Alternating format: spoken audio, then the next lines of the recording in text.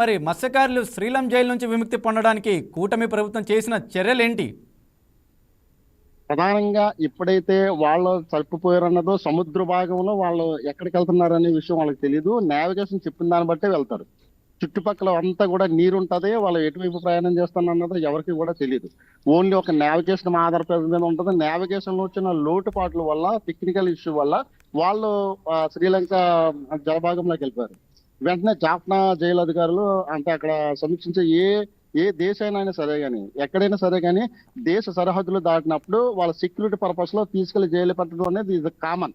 కానీ ఇక్కడ ఏం జరిగిందంటే సెక్యూరిటీ అక్కడ పెట్టినప్పుడు వాళ్ళకి వెంటనే సమాచారం ఇవ్వడం జరిగింది. ఎవరైతే బాధితులు ఉన్నారో ఈ నలుగురు కూడా వాళ్ళ కుటుంబాలకు సమాచారం ఇవ్వడం జరిగింది.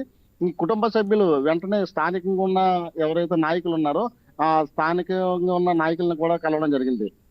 ఎంపీ ఉదయ్ శ్రీనివాస్ గారు, ఆ తర్వాత సాన సతీష్ బాబు గారు, వీళ్ళు కోఆర్డినేషన్ తో డైరెక్ట్ గా ఢిల్లీలో ఉన్న ఏపీ భవన్ ఇన్ఛార్జ్ శ్రీకాంత్ గారిని జరిగింది.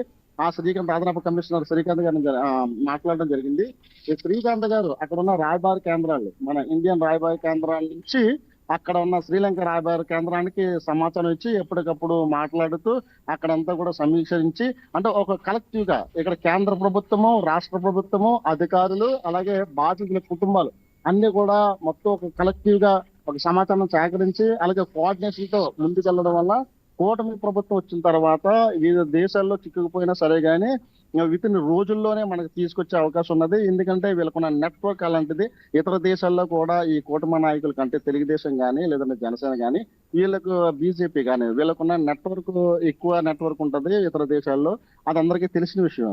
అయితే ఈ నెట్వర్క్ ద్వారా ఉపయోగించి తర్వాత వాళ్ళ సొంత కమ్యూనికేషన్ ద్వారా కూడా ఉపయోగించి ఆ కేంద్ర ప్రభుత్వాలు, రాష్ట్ర ప్రభుత్వాలు, అధికారులు, అలాగే నాయకులు, ఈ కుటుంబ సభ్యుల సహకారం వీళ్ళందరిది కూడా ఉండి వెరసి మనకి ఒక 7 వారాల్లోనే తిరిగి రావడం జరుగుతుంది. ఒకవేళ కనుక ఇది కానీ ఒకవేళ జరగకపోతే కనుక, అంటే ఇక్కడ అధికారులు స్పందించకపోయినా, నాయకులు స్పందించకపోయినా, కుటుంబానికి సరైన సహకారం కానీ సమాచారం కానీ లేకపోయినప్పటికీ కూడా వీళ్ళు మరో 6 వారాలు అదే జాఫ్నా జైల్లో మగ్గవలసిన పరిస్థితి ఏర్పడింది.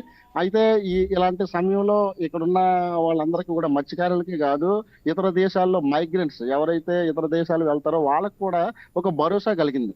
అంటే మనం కానీ ఒకవేళ కానీ ఏ ఆపదలు ఉన్నా సరే కానీ ఒక్క కాలు మన ప్రభుత్వ అధికారులకు తెలియజేస్తే కనుక వాళ్ళే చర్యలు తీసుకుని వాళ్ళు మనం సురక్షితంగా తీసుకొస్తారనే ఒక భరోసా ఇప్పుడు ఏర్పడిందని మనం చెప్పుకోవచ్చు. Okay, right Nanaji. మరి జైలు నుంచి విడుదలవుతున్న మత్స్యకారుల కుటుంబ సభ్యుల స్పందన ఏంటి?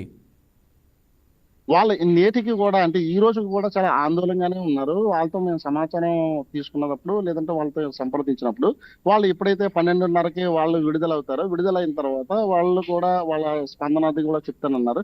ఎందుకంటే వాళ్ళ మనుషుల్ని వాళ్ళని డైరెక్ట్ గా చూసుకునే వరకు అంటే ఎప్పుడో 7 వారాల తర్వాత వెళ్ళిన వాళ్ళని అంటే జైల్లో ఉన్నారు. 7 వారాల తర్వాత 7 వారాల పాటు జైల్లో ఉన్నారు కదా, వాళ్ళ ఆరోగ్య పరిస్థితి ఎలా ఉన్నది లేదంటే వాళ్ళ మానసిక పరిస్థితి ఎలా ఉన్నది ఒకసారి మేము చూసుకున్న తర్వాత అంటే ఆ తర్వాత మేము మా హ్యాపీనెస్ కానీ లేదంటే మా స్పందన కానీ చెప్తామని చెప్పేసి అంటున్నారు. ఎందుకంటే వాళ్ళు కూడా చాలా ఉత్కంఠంగా ఎదురు చూస్తున్నారు. కానీ చాలా ఆనందంగా, ఎందుకంటే కుటుంబ సభ్యులందరూ కూడా ఈ రోజు ఒక 4-5 గంటలు గడిస్తే కనుక మా కుటుంబ సభ్యులను కలవచ్చు అని వాళ్ళకి ఉంటది. ఒకవైపు వీళ్ళు కూడా మా నాన్నగారిని కలవచ్చు లేదంటే మా భర్తను కలవచ్చు అని చెప్పేసి వీళ్ళకి ఉంటది. ఈ యొక్క ఎమోషనల్ మీటింగ్ అంటే చెప్పాలంటే ఇది కుటుంబానికి చాలా ఎమోషనల్ మూమెంట్.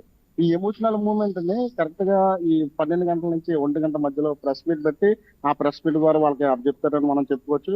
వాళ్ళ కూడా కుటుంబ సభ్యులతో సహా ఈ ఇతర చుట్టుపక్కల వాళ్ళ మత్స్యకార కుటుంబాలన్నీ కూడా చాలా భరోసాను కలిగి ఉన్నాయి, చాలా ఆనందాన్ని కలిగి ఉన్నాయి. ఎందుకంటే మాకు పర్వాలేదులే, మాకు ఈ కూటమి ప్రభుత్వంలో ఒకవేళ కానీ ఏదైనా కనుక అంటే ఇతర రాష్ట్రాలే కాదు ఇతర దేశాల్లో కూడా వెళ్ళిపోయినా సరే కానీ ఇమీడియట్ గా తీసుకొచ్చే ఒక నెట్వర్క్ అంటూ వీళ్ళకి ఉన్నదని చెప్పేసి చాలా ఆనందం వ్యక్తం చేస్తున్నారు, చాలా హర్షం కూడా వ్యక్తం చేస్తున్నారు. Okay, thank you Nanaji.